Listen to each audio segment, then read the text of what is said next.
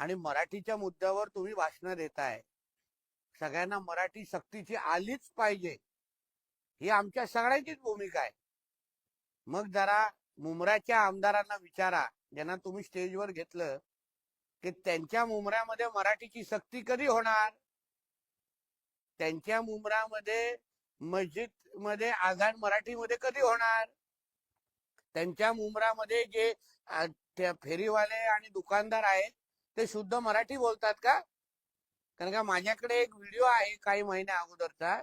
एका मराठी मुलाला त्याला हिंदी येत नाही आणि तो मराठी बोलत होता, म्हणून मुंब्र्यातल्या काही गोल टोपी आणि दाढीवाल्यांनी त्याला मारलं आणि त्याला जबरदस्ती हिंदी बोलायला लावलं.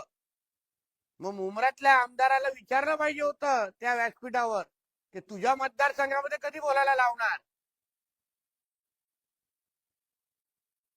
हे पहिलं विचारावं आणि मग मराठीचे गुणगान गावावे.